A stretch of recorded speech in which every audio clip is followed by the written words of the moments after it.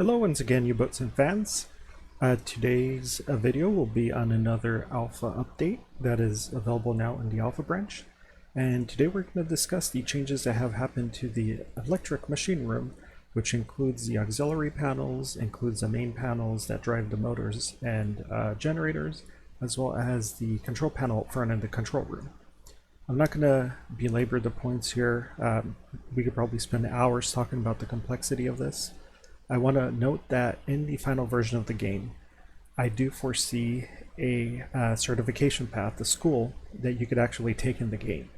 So you could go through a fully fledged, very comprehensive course that would take you through each one of the different positions you can man on the U-boat and would train you in depth on how to perform your duties. You would participate in drills and eventually become certified if you become well versed enough in your job. As you can see, the simulation depth will go so deep that there's plenty for you to do even if you choose a single job. Every single room and compartment and position, of course, will be interesting enough to keep you very busy if you choose, again, to participate in that particular position.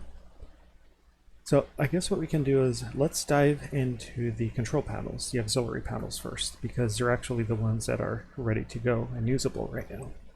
So this is the auxiliary panel 1. It feeds via the switch directly into the batteries. So you could pull either from battery bank 1, battery bank 2, or turn it off completely. This also had an internal regulator to power the lights. So here we can see that we're powering lights, so we are pulling amperage from the batteries right now at 110 volts. Now what's going to happen is, under the hood, the simulation is actually taking into account the characteristics of an incandescent light bulb.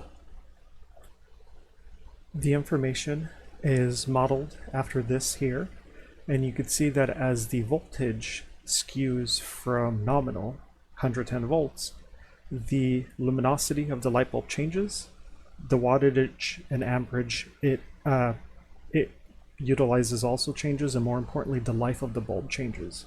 So if you start overpowering the bulb because you're not doing a good job regulating voltage, it will suffer a big penalty in its lifespan. You can see here that we're down to 5% life at 120% of nominal voltage.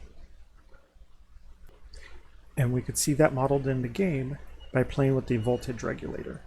You could see that as our voltage drops, the luminosity gets affected, and also if you pay close attention to the amp meter here, you could see it go up and down depending on how much the light bulbs are drawing in terms of amperage. We have a distribution switch that allows us to turn off all distribution, even though the panel itself continues to receive voltage basically from the batteries. Probably useful in damage control situations. You have an amp meter that measures the output of the panel when it comes to unregulated power. So this is the regulated output for the light bulbs, and this is the unregulated power output. So that power was fed to two locations. The first location is in the control room, which I'll show you in a bit, which is the auxiliary panel 2. And the other location is this circuit here, which is auxiliary panel 1A.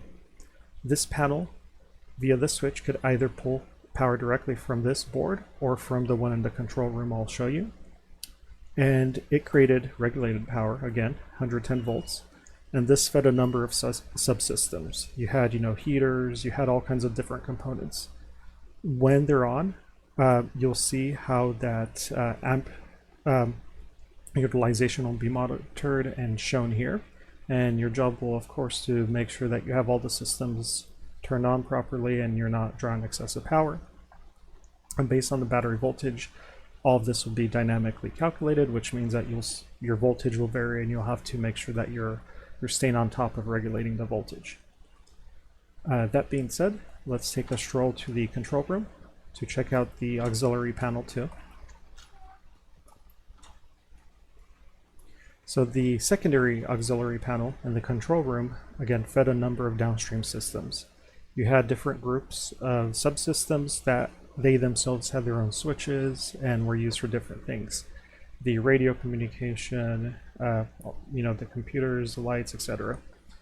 this basically had an unregulated input from auxiliary 1 that we saw, and then it basically generated regulated output at your desired voltage.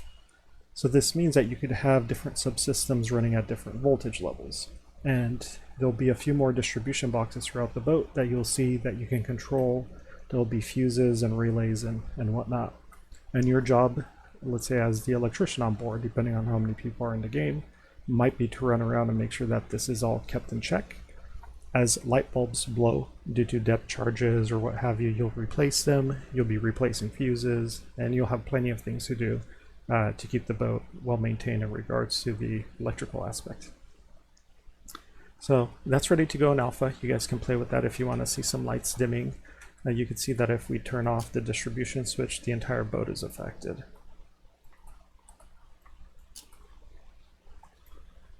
Okay, so now let's talk a little bit about the main panels. So we had one panel per compound motor here.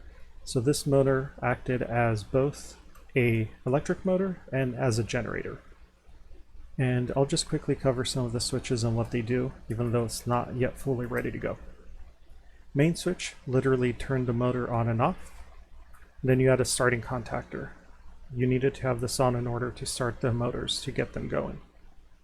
You had a direction switch that allowed you to either run the motors in reverse or forward mode, or you could turn on charging mode. So the diesel would basically spin the electric motor to generate electricity. There were two different sets of coils that you could turn on and off. So if one coil was blown, you could run it individually. So we'll jump into that later once this is modeled. You could run the motor in series or parallel. This affected how many amps it drew, and more importantly, it affected the possible speed of the motor. When you're charging, this would also affect the amount of amperage the motor or generator was generating. That's important because if you are generating too much current, you could easily overheat the batteries. So again, as an engineer, your job will be to keep an eye on the temperature of the batteries and make sure that as the batteries get to fully charged level, you actually start slowing down the amount of amperage you're pushing via the generator and the amount of voltage you're generating. This would be done via this mechanism, as well as modifying the RPM of the diesels when charging. Batteries, series or parallel, again, you could either pull from the batteries in series or parallel them to generate double the voltage, so 110 versus 220. Same thing when you're charging the batteries, you could charge both or a single one at a time. This is the main speed controller. So when you're actually driving via the motors, this is how you would control it. So when charging, I'll get into that later. Basically, you could either use the diesels to spin the motor as a generator and a propeller shaft. This would create very low voltage and amperage levels. If you wanted to charge the batteries quickly, you would actually disconnect the clutch completely from the propeller, and you would only focus on spinning the generator at high RPM. You could get up to about 1700 amps that way.